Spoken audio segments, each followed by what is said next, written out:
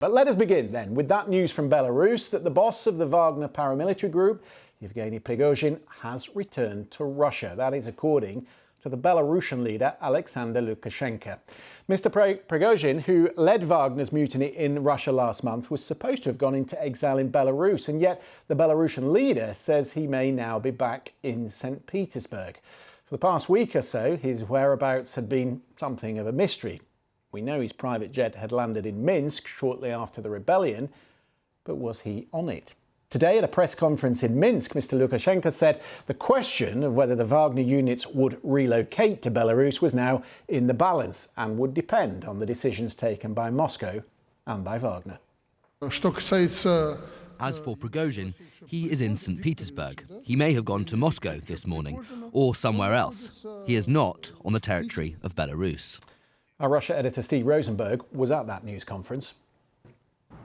Well, less than 2 weeks ago, we were told that Alexander Lukashenko, the leader of Belarus, had brokered a deal under which the Wagner mutiny would end and Yevgeny Prigozhin would move from Russia to Belarus, and any Wagner fighters who wanted to could join him in Belarus.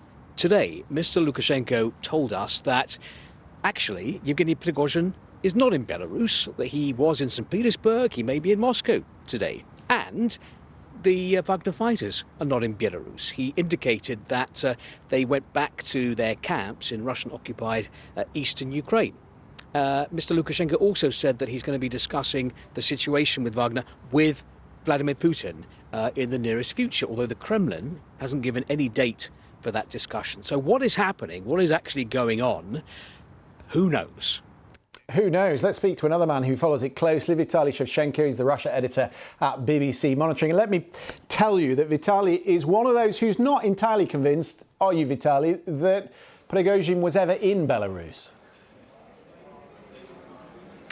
Well, all we have in terms of pointers to him being there are those statements made by Alexander Lukashenko about 10 days ago when he said that, yes, Yevgeny Prigozhin is in Belarus. Now he's saying that he's not.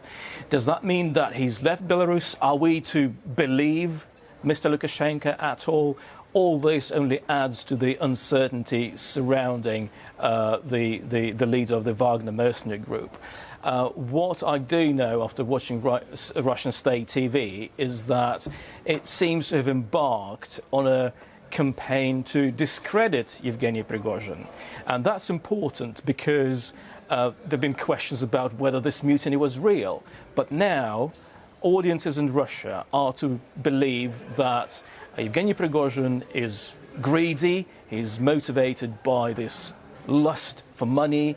Various TV channels in Russia are showing pictures said to be from his home, very opulent, piles of cash, ingots of gold, guns, wigs, fake passports, and they brought up his criminal past as well. He spent 9 years in jail in the 1980s, and the message there is clear. Yevgeny Prigozhin is a criminal who's after money. He's not a fighter for justice, as he claims. So from this kind of message to row back to him being a very patriotic fighter in Ukraine, I think it's going to be really difficult. All of which is important, Vitaly, because there were always these questions about whether he might be rehabilitated if the war was to go wrong again for the Russians in Ukraine. Maybe he'd be brought back as Mr. Popular. And as you say, they seem to be destroying his reputation.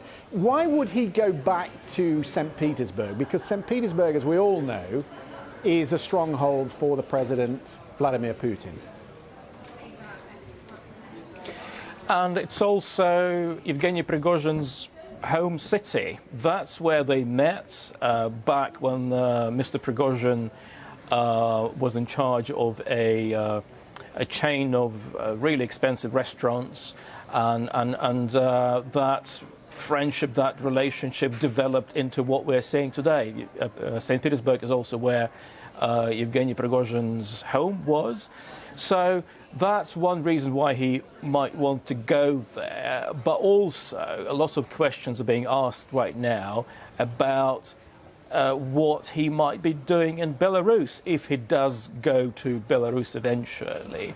We've seen pictures, satellite images, apparently showing bases being built in Belarus, not too far from the border with Ukraine, bases which might be used by Wagner fighters.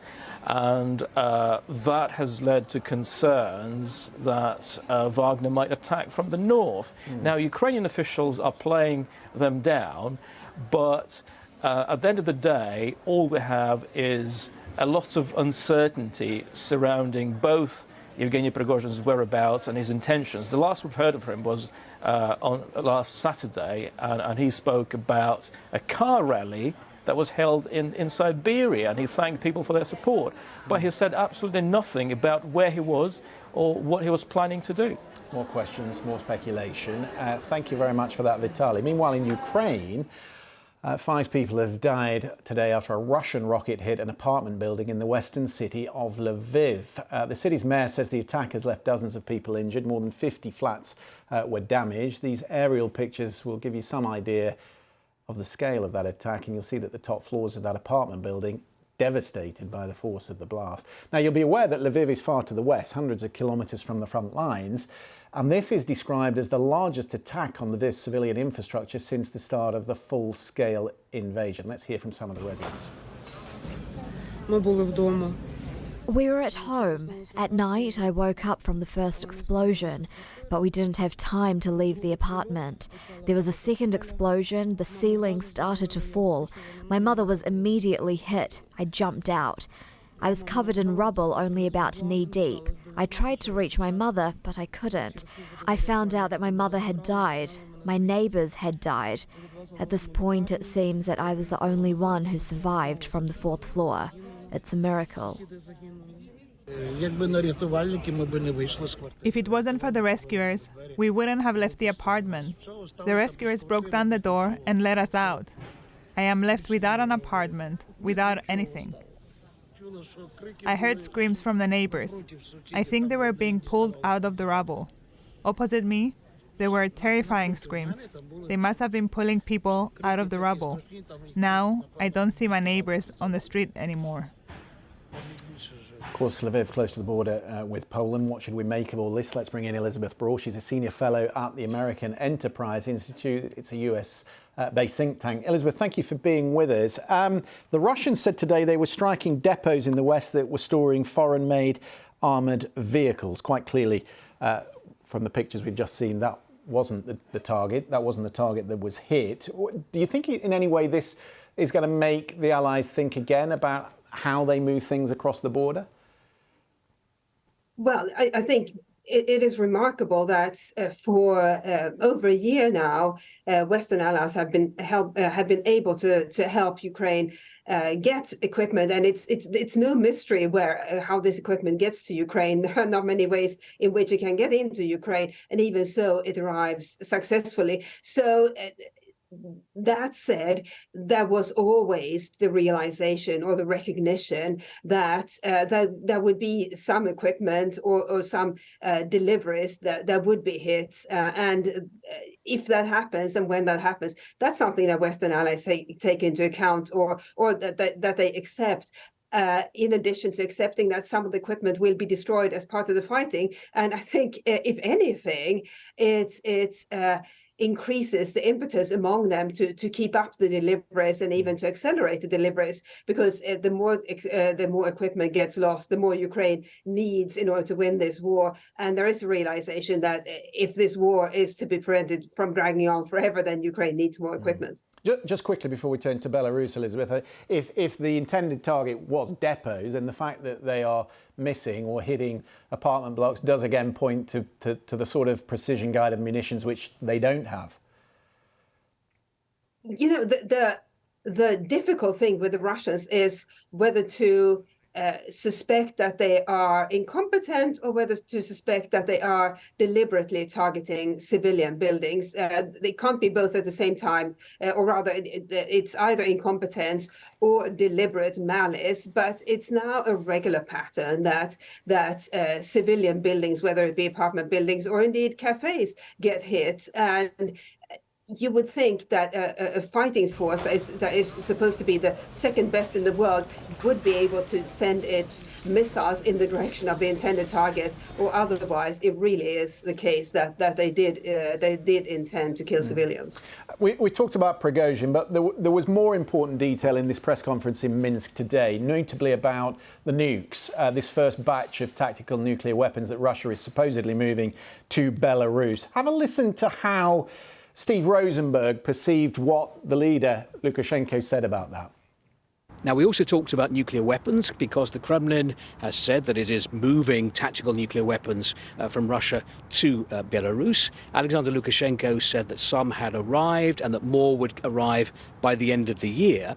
Now, a short while ago, he said that, God forbid, he should actually have to take the decision to use those weapons. Well, I said to him, these are not your weapons to take the decision to use. They are Russian weapons. Well, he said, well, if Ukraine can fight with other people's weapons, meaning sort of NATO weapons, then why can't I?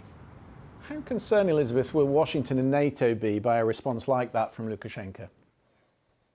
Lukashenko is clearly a leader who is keen to prove his worth or his value. So if Zelensky can use other countries' weapons, I'm just as good as Zelensky. But there is a really dangerous part in this, which is that if Lukashenko claims that he has some sort of right to take decisions over another country's nuclear weapons, should we expect a sort of meltdown in the relations between Russia and Belarus over nuclear weapons when they are already on Belarusian soil? Or should we expect some sort of joint action between the two, where Lukashenko claims that he's in charge, but in fact is acting on behalf of Russia? But the nuclear weapons, as your viewers will know, are no joking matter. It's different if you send tanks or even fighter jets to another country. That's very different from letting another country host your nuclear weapons when it's not clear who decides about the use of those nuclear weapons. And Lukashenko is President Lukashenko is an erratic man. He's also a man whose grasp on power remains incomplete at best. Elizabeth Brawl, thank you very much for joining us.